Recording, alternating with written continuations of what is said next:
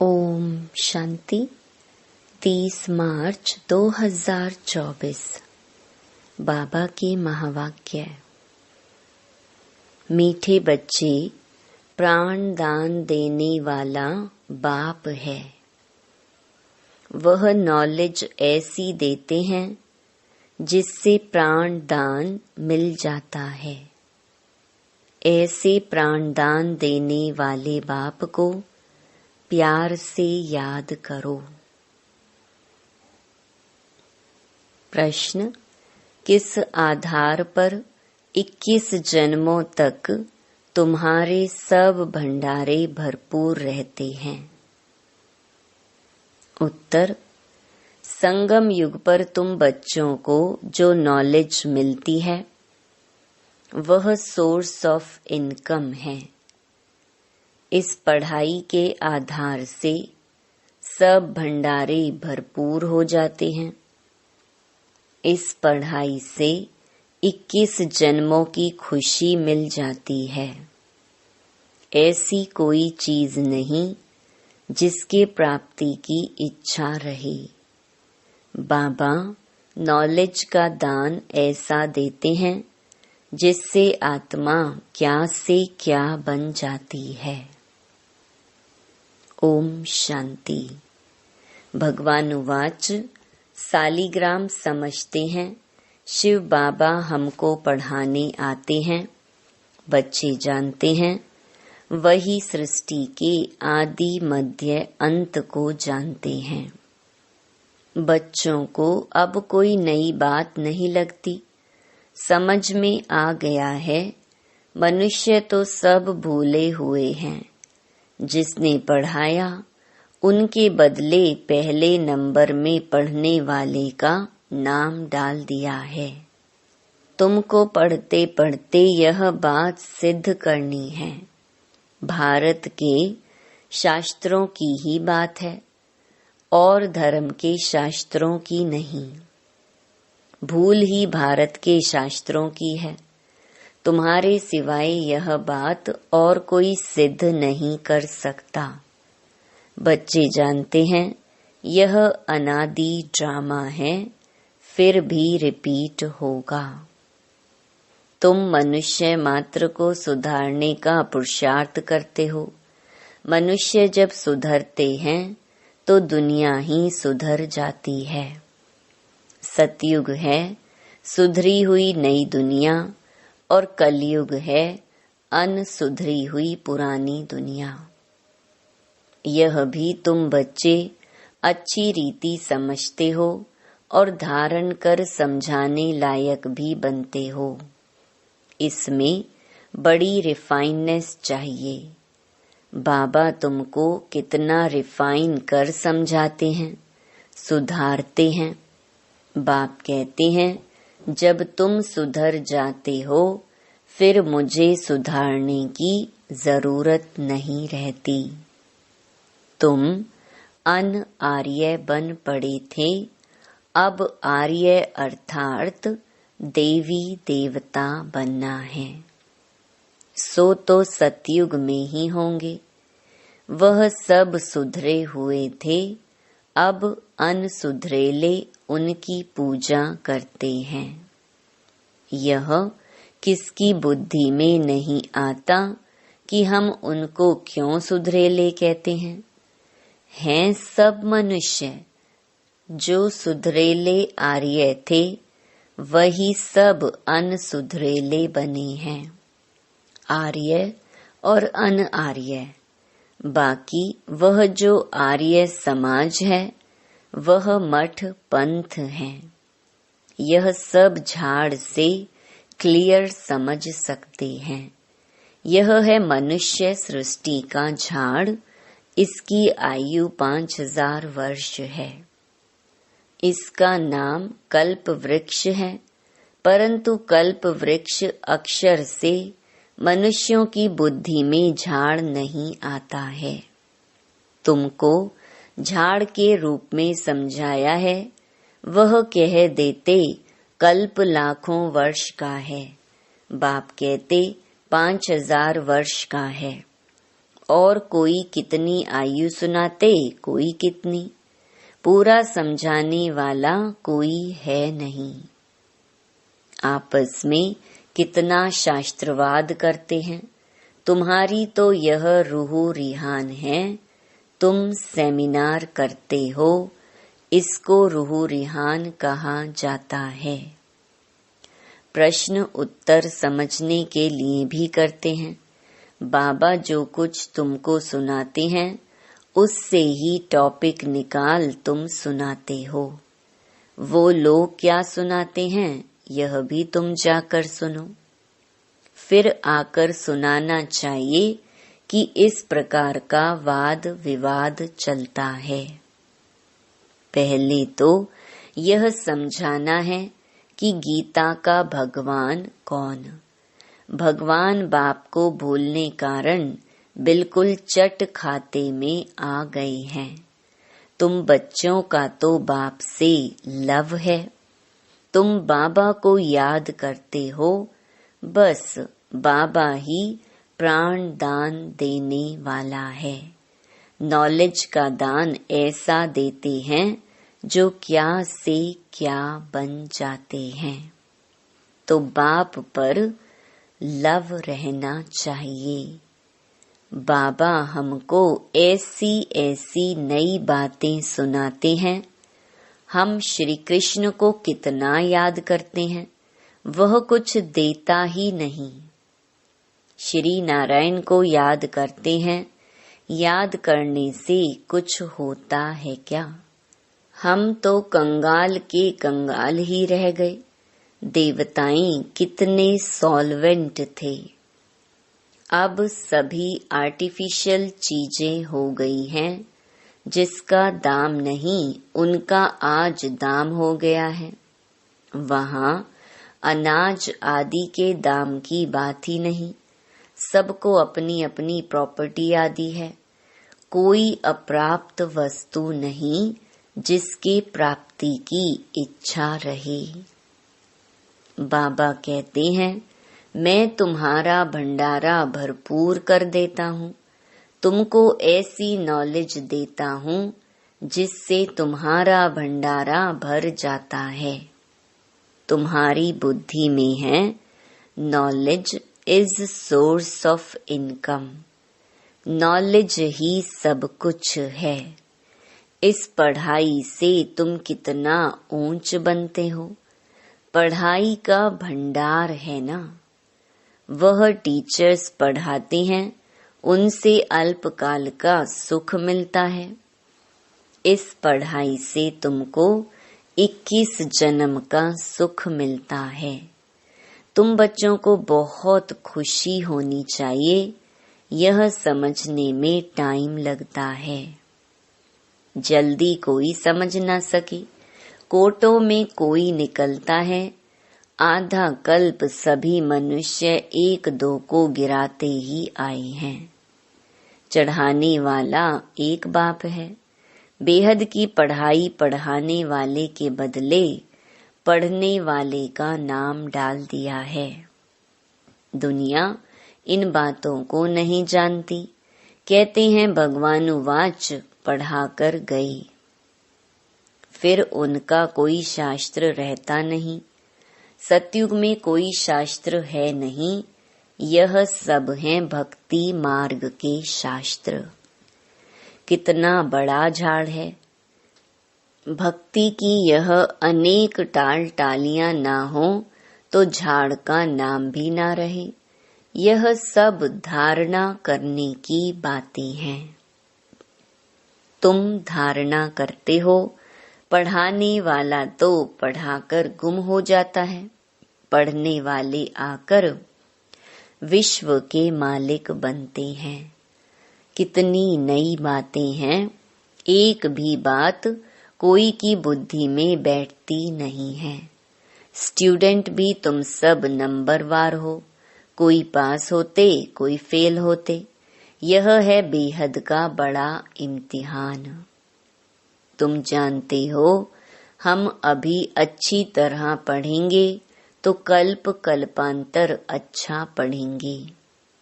अच्छा पढ़ने वाले ही ऊंच पद पाते हैं। नंबरवार सब जाएंगे। सारा क्लास ट्रांसफर होता है, नंबरवार जाकर बैठते हैं। यह ज्ञान भी आत्मा में है। अच्छा व बुरा संस्कार आत्मा में है। शरीर तो मिट्टी है, आत्मा निर्लेप हो नहीं सकती। 100% सतो प्रधान और 100% तमो प्रधान कौन है, यह भी तुम समझते हो। पहले तो गरीबों को उठाना पड़े, वह पहले आएंगे। गुरुओं के भी अच्छे अच्छे अनन्य शिष्य जब आएंगे, तब उनकी बुद्धि खुलेगी। देखेंगे यह तो हमारे ही पत्ते निकलते जाते हैं, यहाँ के जो होंगे वह तो निकल आएंगे। बाप आकर नया झाड़ शुरू करते हैं। जो और धर्मों में जाकर पड़े हैं, वह सब लौटेंगे। फिर भी अपने भारत में ही आएंगे। भारतवासी ही थे ना। हमारी डाल के जो हैं वह सब आ जाएंगे। आगे चलकर तुम सब समझते जाएंगे। अब बाहर से सबको धक्का मिलता जाता है। जहाँ जहाँ बाहर वाले हैं उनको भगाते रहते हैं। समझते हैं यह बहुत धनवान हो गए हैं, यहाँ वाले गरीब हो गए हैं। पिछाड़ी में सबको अपने अपने धर्म में जाना होता है। आखिर सब अपने अपने घर तरफ भागेंगे। विलायत में कोई मरता है तो उनको भारत में ले आते हैं, क्योंकि भारत है फर्स्ट क्लास पवित्र भूमि। भारत में ही नई दुनिया थी। इस समय इसको वाइसलेस वर्ल्ड नहीं कह सकते।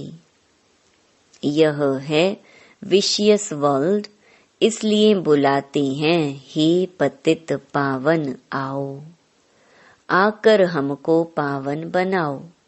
भल दुनिया तो यही है, परंतु इस समय दुनिया में कोई पावन तो है नहीं। पावन आत्माएं मूल वतन में है, वह है ब्रह्म महतत्व।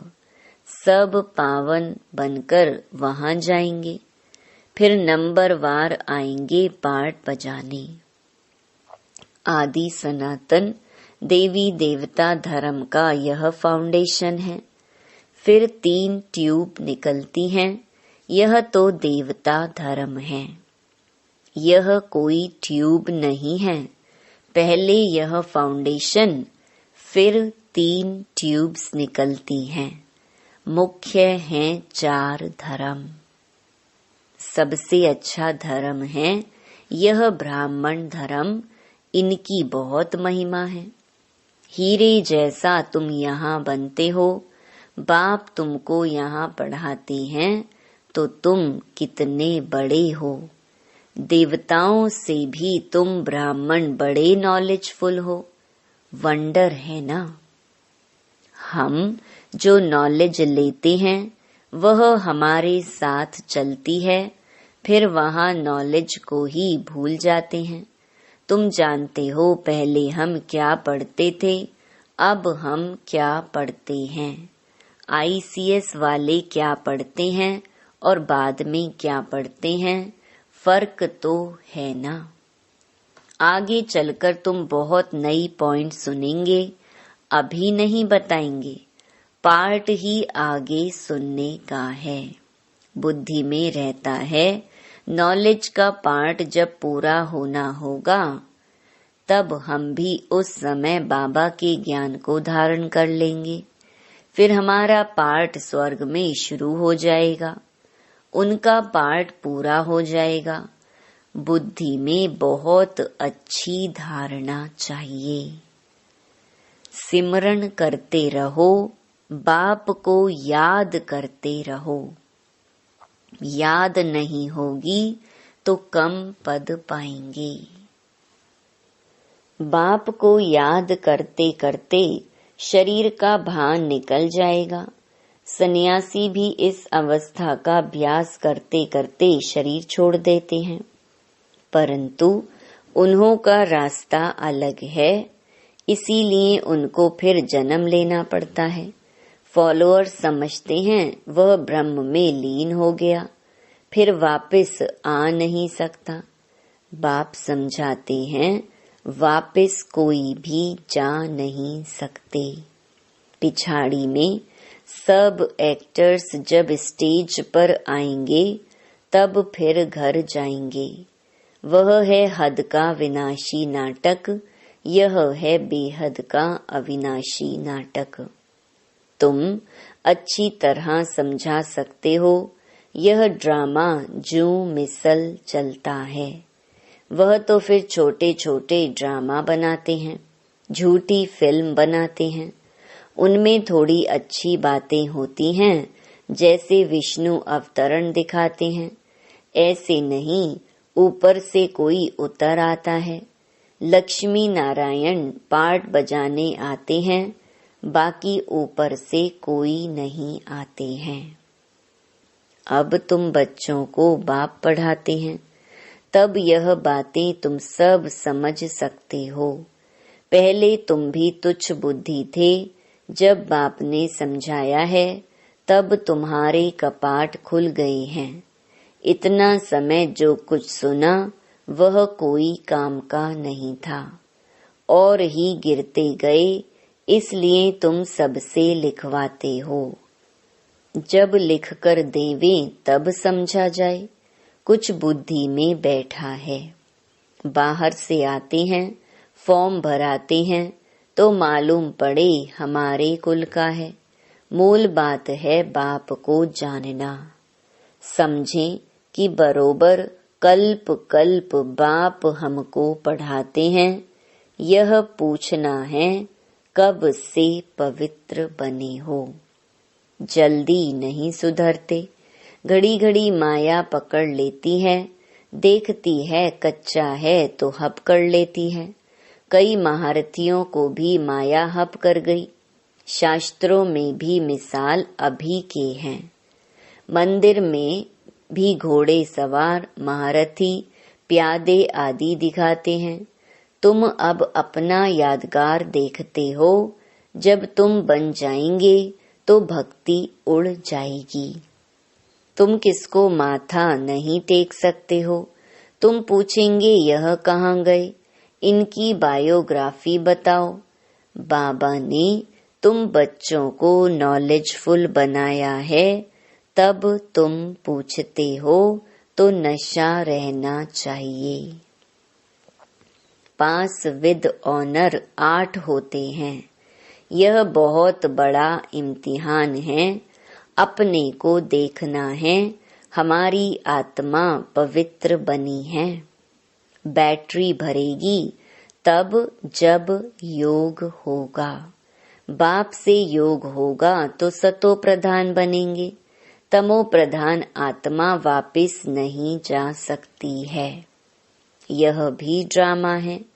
वहाँ दुख देने वाली कोई चीज नहीं है। गायें भी सुंदर हैं। श्री कृष्ण के साथ गायें कितनी सुंदर दिखाते हैं।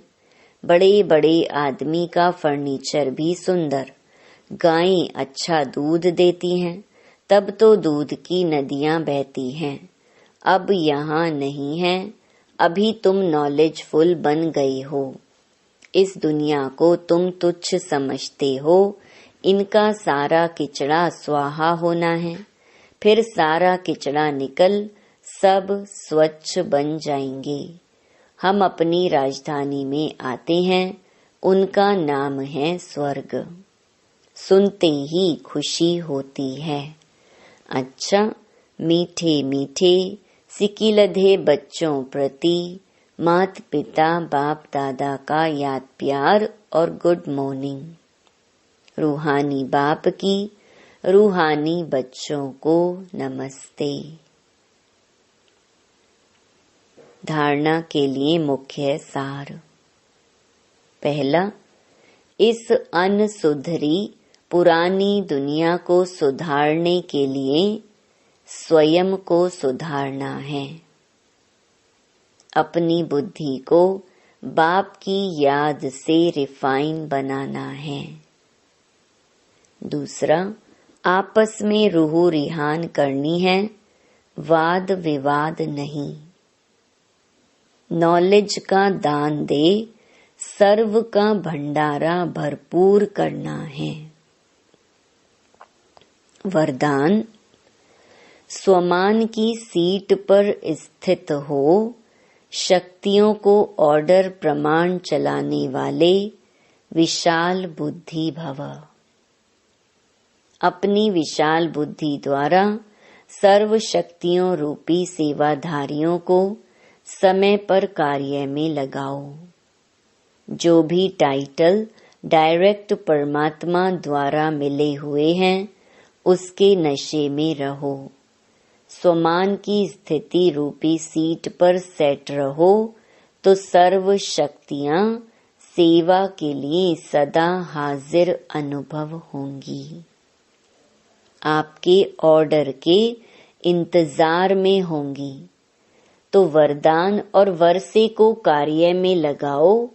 मालिक बन, योग युक्त बन, युक्ति युक्त सेवा, सेवाधारियों से लो तो सदा राजी रहेंगे।